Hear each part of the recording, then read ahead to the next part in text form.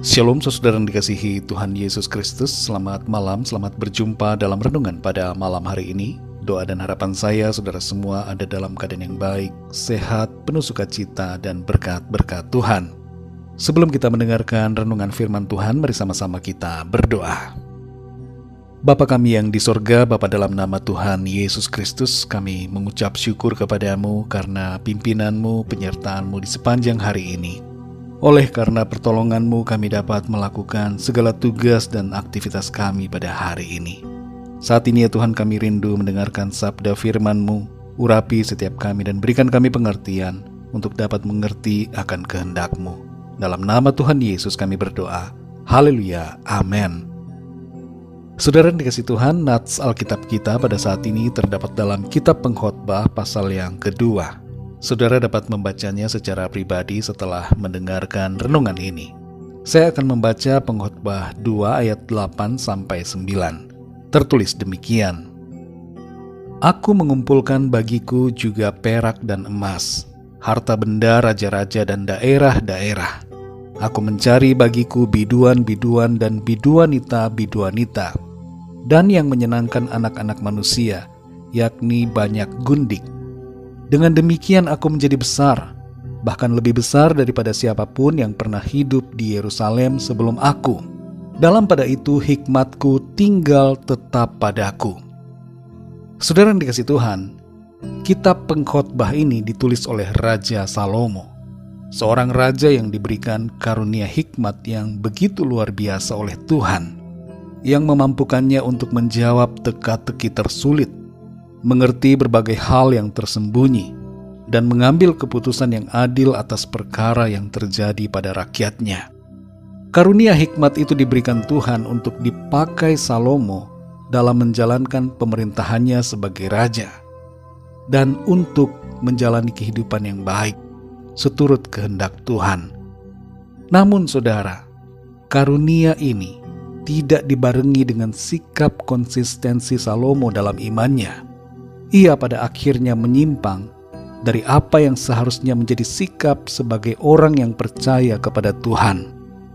Dalam 1 Raja-Raja 11 ayat 4 tertulis, sebab pada waktu Salomo sudah tua, istri-istrinya itu mencondongkan hatinya kepada allah-allah lain, sehingga ia tidak dengan sepenuh hati berpaut kepada Tuhan, Allahnya, seperti Daud ayahnya. Kejatuhan Salomo dimulai dengan kesenangannya akan kedagingan dan hawa nafsu. Dalam ayat yang ke-8 tertulis bagaimana ia mengumpulkan banyak gundik. Perlu kita mengerti di sini saudara bahwa ayat ini tidak sama sekali merupakan ajakan untuk kita melakukan hal yang sama. Tapi ayat ini merupakan pelajaran yang berharga bagi kita, supaya kita menghargai karunia Tuhan dan tidak bermain-main dengan dosa. Kita perhatikan di sini bahwa Tuhan dalam kemahabaikannya tidak mengambil karunia hikmat yang telah Ia berikan kepada Salomo, meskipun hidup Salomo telah menyimpang dari kehendak Tuhan. Di ayat yang ke-9 Salomo menuliskan bahwa dalam pada itu hikmatku tinggal tetap padaku.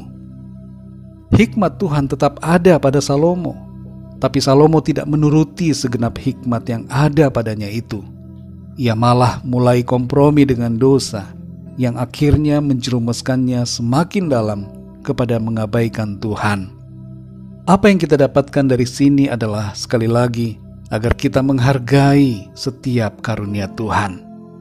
Jangan mengira bahwa karena karunia Tuhan itu masih tetap ada pada kita, meski kita hidup dalam dosa, maka itu menandakan sebuah legitimasi dari Tuhan.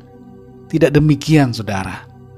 Ada kasus-kasus di mana oknum-oknum pelayan Tuhan yang mempunyai karunia mujizat, karunia menyembuhkan, karunia berkata-kata dengan hikmat, dan berbagai karunia Roh Kudus lainnya yang masih terus hidup dalam dosa, dan dengan enteng menganggap hal itu sebagai sesuatu yang biasa, yang tidak akan dimurkai Tuhan.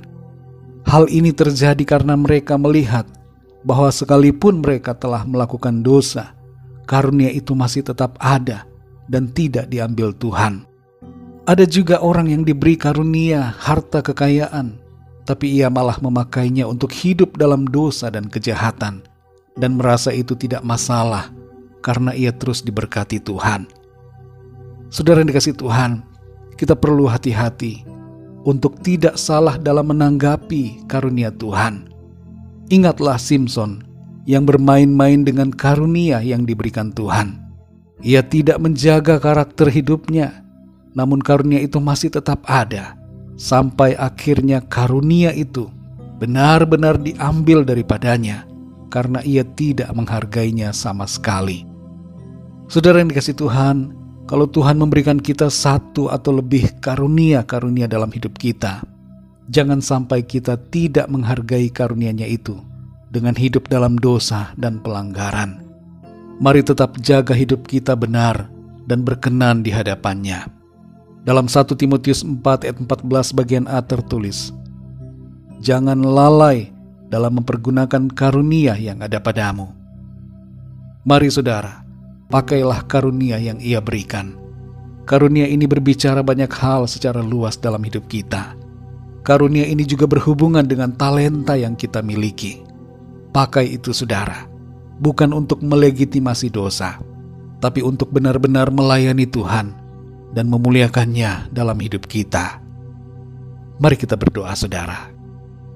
Bapa kami yang di sorga, Bapa dalam nama Tuhan Yesus Kristus, kami mengucap syukur untuk firman-Mu yang sudah kami dengar, dan bersyukur untuk hikmat pengertian yang Tuhan berikan kepada kami, sehingga kami dapat memahami akan kebenaran firman-Mu.